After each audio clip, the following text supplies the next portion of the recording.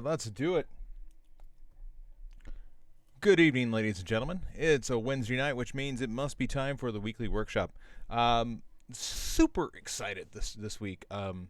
As you probably know, I've been fanboying on Figma for well over 2 years now, and back in August of this year, Figma released a really radical update for the platform when they gave us this access to all these plugins.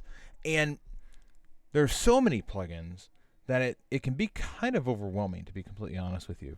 Back in October, I did not back in October, back in August when this first came out, I did a 2-week series where we dove into some of these plugins. We had seen them for the first time, and we worked through some of those. But at that particular moment in time, it wasn't really clear how we could use these things together. It was like you had a Figma file and you wanted to utilize it with a particular plugin, and that was great. But it didn't really seem like there was a proper flow. We hadn't had time to really work with them yet. Well, now we've had a little bit of time. So what I'm going to do tonight in this particular workshop is put together a couple of different flows that will allow you to look at these plugins as things that you use together rather than just one-off things that you might add to a file. So let's go ahead and get started here. I'm going to shift my screen over, and as you can see, if you're in the new Pragmatic Discord channel, you can follow along. You get alerts all the time for these live streams. Also, if you're watching this on YouTube, hit that subscribe button if you want more access to the live streams as they occur. I've got a file set up here in Figma that we're going to utilize, and the first thing that we're going to utilize, first plugin we're going to utilize tonight, is one that you're probably familiar with if you've spent any time at all working with Figma, and it is the Unsplash plugin. So I'm going to go ahead and control click to get myself down here to these plugins, and we're going to go ahead and pull in Unsplash. And actually, before we do that, I want to back up a second and show you how you would install such a plugin. I'm going to go ahead and come up here to the grid that gets me over to the dashboard area. I have my files, but then I also have the plugins. And the plugins, as you can see here in the upper left, there's a series of featured plugins. Here are the installed plugins. As you can see, I'm now live on YouTube. Here are the installed plugins, and you can scroll down and see what is popular.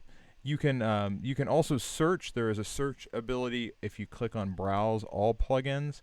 And as you can see, the number one plugin, without a doubt, it's runaway popular, is Unsplash. So let's go ahead and talk about why that is.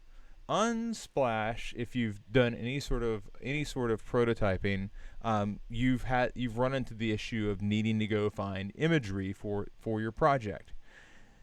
At the click of the plugin for Unsplash, we'll go ahead and pull it in here.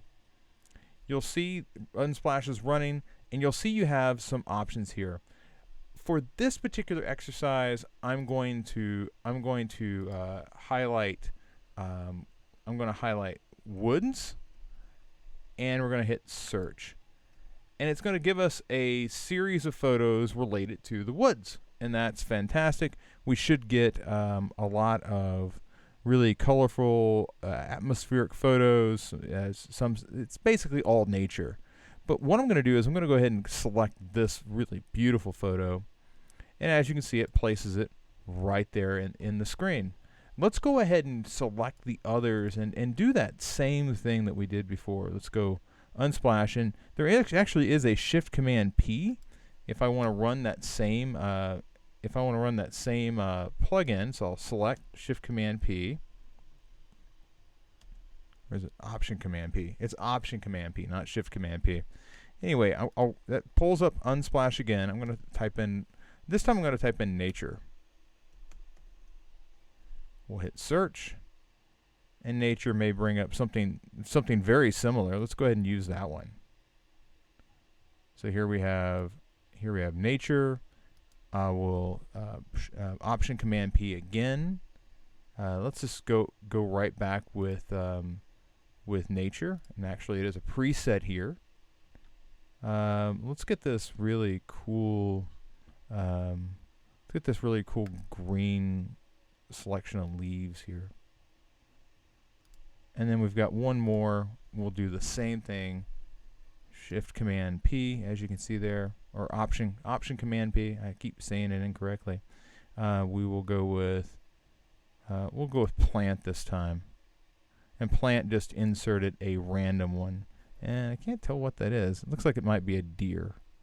It's a deer, and clearly the deer is pooping. So a deer pooping in the woods. Thank you, Unsplash, for giving us that joyous thing. So we've got our 4 photos from Unsplash, and this basically, if you are, if we were creating like an outdoorsy brand, this is kind of getting us into the realm of what a mood board would be like. But one of the things that we always do with mood boards is we always go through and begin building color palettes and kind of getting a sense of, what is the color palette for this particular brand. So we have a really easy way to do that now. I'm going to select this first image that we have up top, and I'm going to go down to plugins, and I'm going to go ahead and pull up, not colorblind, not color search. What is the name of that plugin?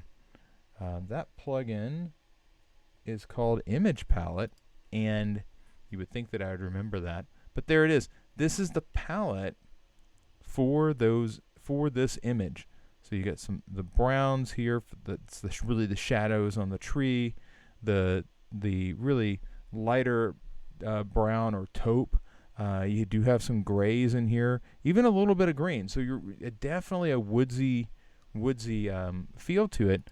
And if I wanted to really make this work, I could either drop this down so that color palette was there, but I'm not going to be able to do the same over here.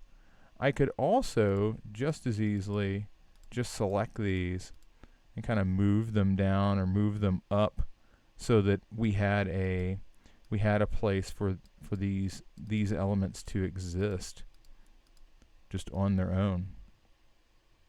And you can do that really quickly for all of these. So we'll Option Command P and just run that same thing. I will just select the same here and do the same there as well.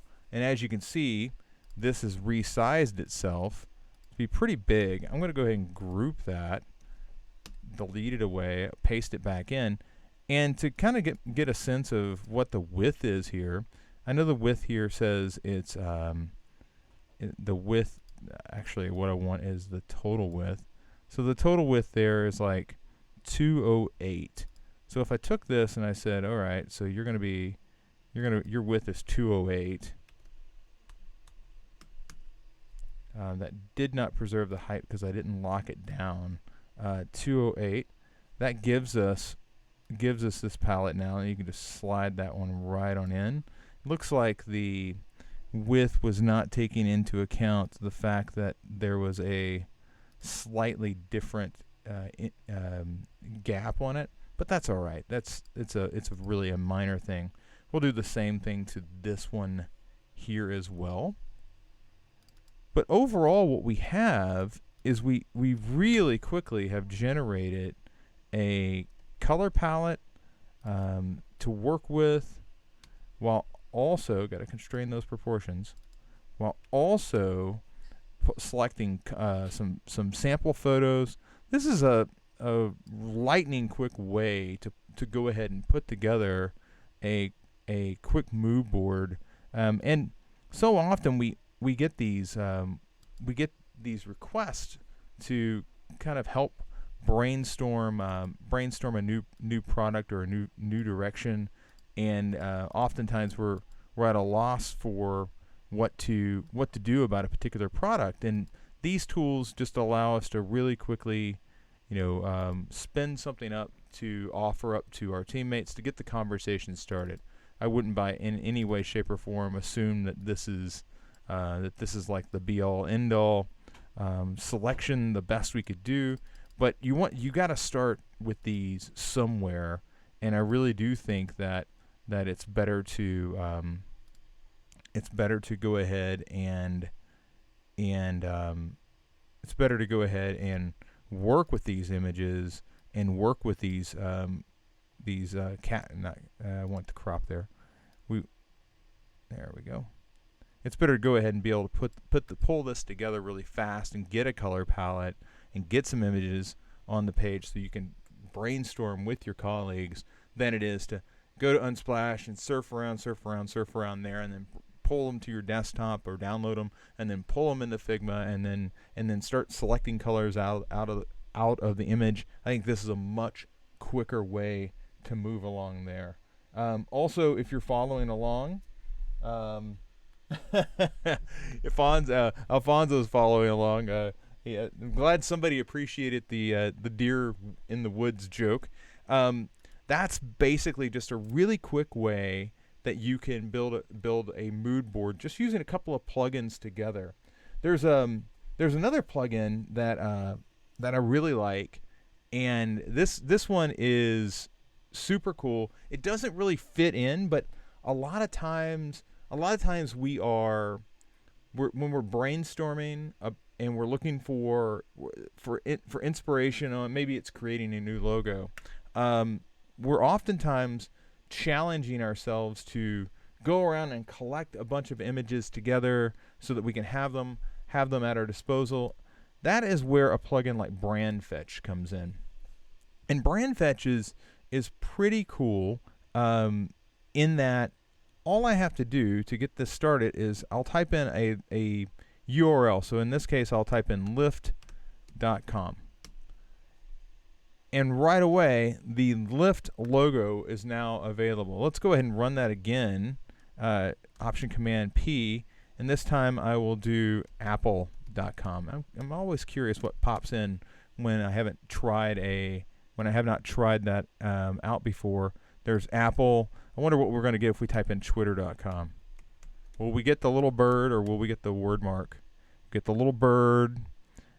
This is like silly cool. Like I don't even have to think about where did I save that logo? Where is that collection of things at?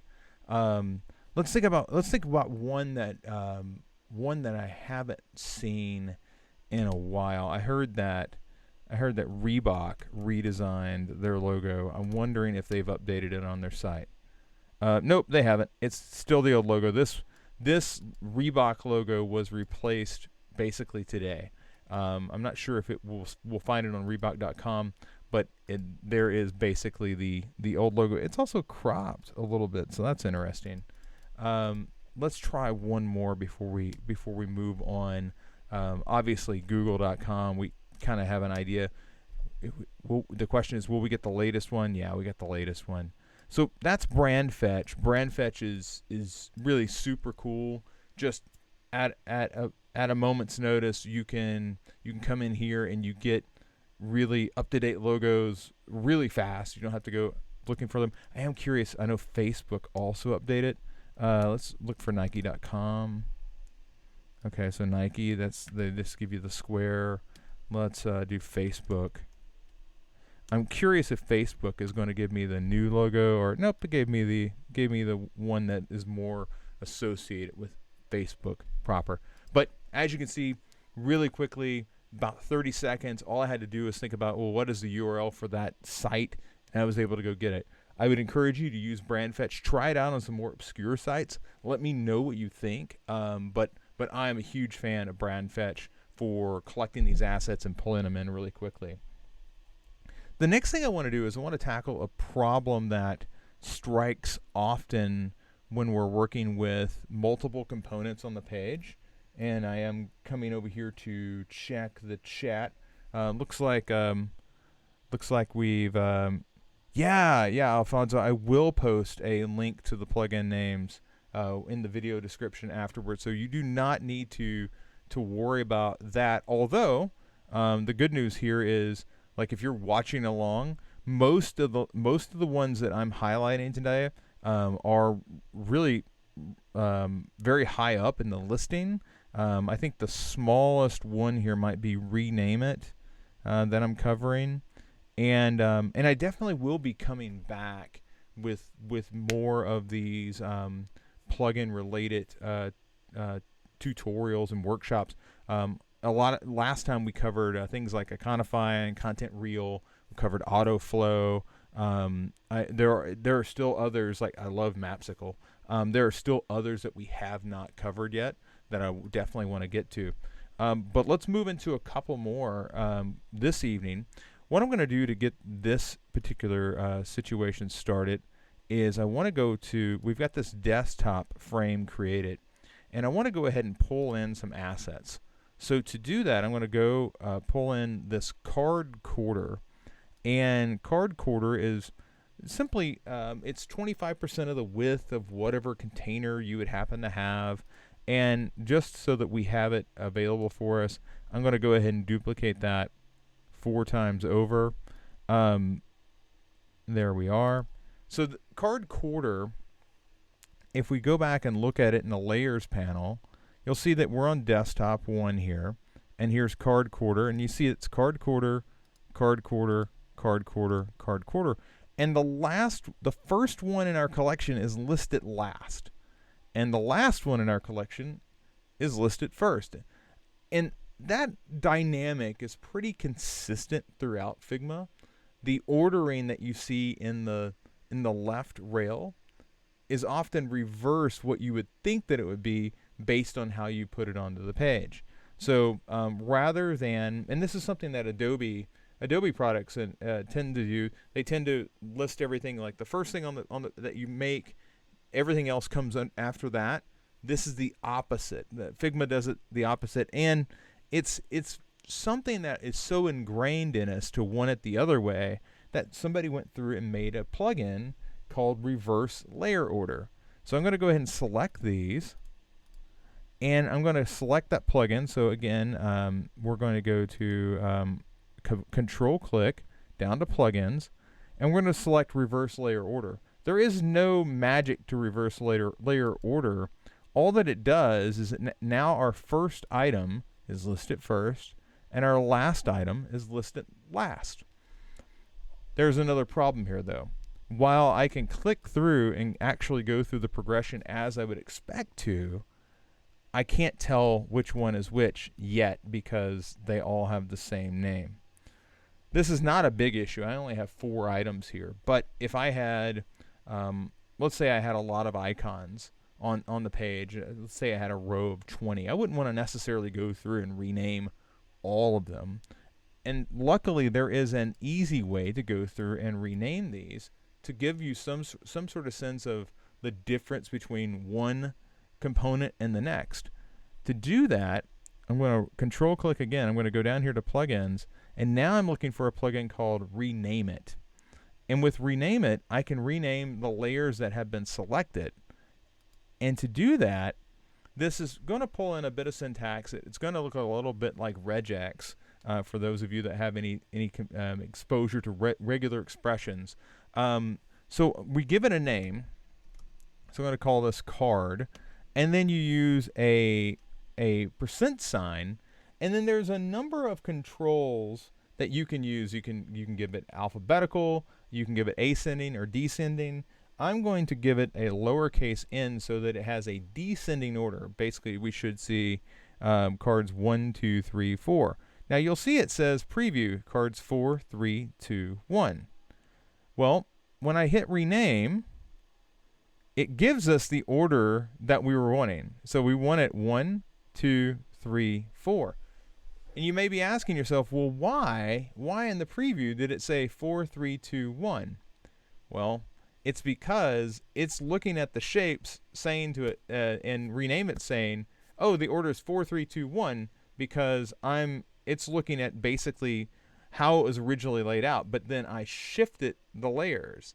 So while I shifted the layers, Figma still sees it the other way, even though it is now listed this way. So that's a really quick way to rename the shapes on your screen really quickly, while also reordering them so that they show up in the right rail or in the left rail in an order that makes sense visually for what we're expecting to see on the screen. So I'm going to move these up really fast because I do realize that we're kind of blasting through some stuff. I mean, we've already covered image, or we covered Unsplash, we covered image palette. One thing that we didn't cover, and I want to cover it really fast before we move into our next one, is we didn't cover color search. And color search is really cool. So right now I don't have any colors on this, but I'm going to add some colors to this top area. And I'm going to come down here to the plugin. We're going to go for color search. And color search is a really recent addition to the Figma plugin library. I'm going to type in a word. And in this case, I'm going to type in apple. And the reason I'm going to type in apple is Apple has a lot of variety. If you've ever walked through a fruit section, there are green apples, there are yellow apples, there are red apples and orange apples. You get the idea. When I typed in the word apple, image search came up, or color search came up with a number of things that could be apple. Only this like really light blue one I think is off the mark. The brown one, maybe a caramel apple, maybe. But these greens feel right. This red feels right. So all I have to do to add that to my color palette for this page is to hit enter. And when that happens, if I come in here and I go to fill, there it is. So I had to actually look at the styles. When I select the styles here, I now have that, and you'll see that it identifies where it came from. That's Apple, and it came from search. Let's give that one a try again. So Option P.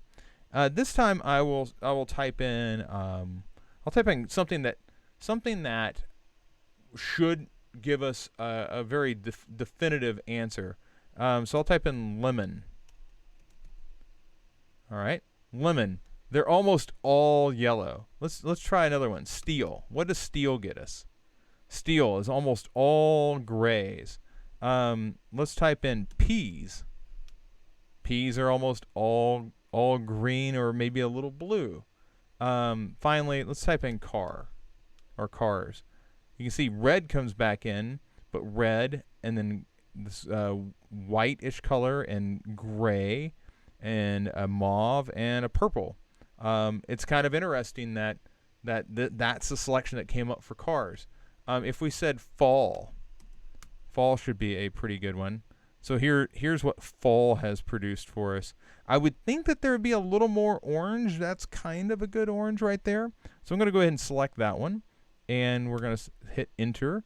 And now when I select this and I go down here to my colors, I should be able to select that fall color right there. So that is that's color search, and color search is relatively new. There are a number of things that you could extend that with, but for the time being, I'm going to stop there with color search. I think it's a pretty cool plugin. It's really helpful when you're just getting started, kind of searching around. Maybe you're trying to come up with some branding colors. It's a really good brainstorming tool. Let's focus our attention on solving some problems though really fast. I'm going to come down I'm going to come over to assets. I'm going to go ahead and drag in this thing called section test. And section test, it has some copy here. It says text for sales option to reside here. All right, that's pretty much gobbledygook. I want a lot more text than that. And while I could do the constant, like I'm going to retype thing that takes forever, I am instead going to use the Lorem Ipsum plugin. Now, if you've been in the program, you know that I really, really want people to utilize actual copy. But I understand that when you're roughing the page out, like you're building your first wireframes, you may not have all your copies, so you don't want to, I want to save you a little bit of time. So I'm going to go ahead and hit Lorem Ipsum, and it gives us this option. We can go for words, sentences, paragraphs. I'm going to go ahead and go for paragraphs. I'm going to say I need 2 paragraphs. We'll go ahead and hit generate. And actually it says generate the perfect amount of text to fit the layers frame. I'm going to see if this will work for us. Auto generate, and there it is. It gave us exactly what we were going to need for this particular shape. That's great. I just want to test that again. some of this is live testing. I've used these a bit, not a ton, because some of these things are just actually all of these things are new. They've only been around for a few months. Some of these things like color search came out earlier this week, I believe. So let's go ahead and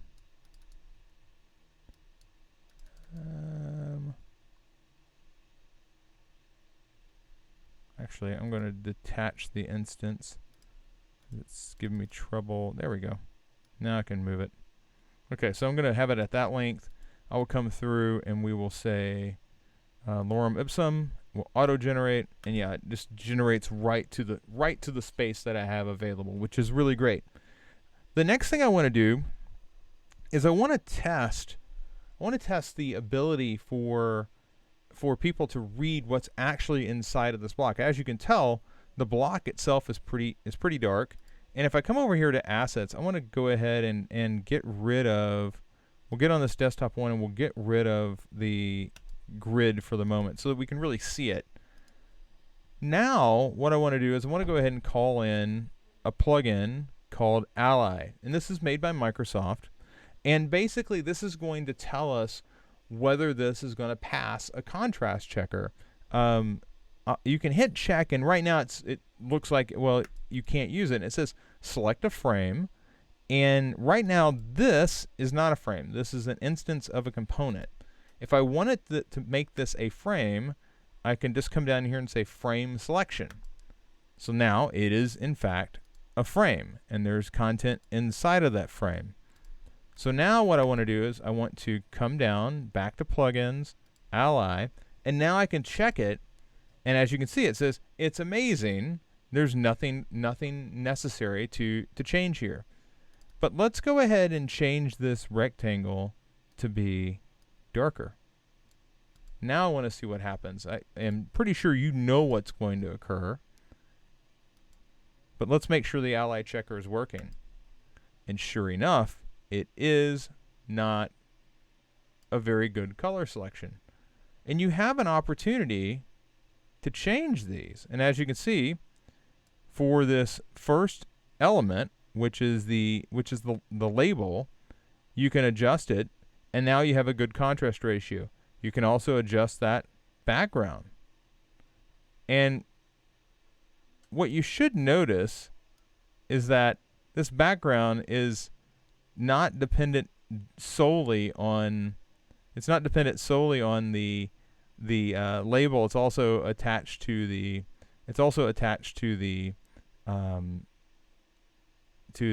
text. So I'm going to go ahead and adjust this as well. And it's kind of interesting to watch this because you would think that these would not both allow you to adjust the background, but they do. But as you can see, you can get this to an area where the contrast is passing. If I hit done and I hit check again, notice that it preserved the change. That's super cool. Now this did not preserve the change. This did not preserve the change up because obviously this instance was not changed. But this instance it was this instance was decoupled. I am curious. Yeah, I did not change the component the other direction. So that's a very interesting aspect because I believe that probably worked that way because it's inside of a frame.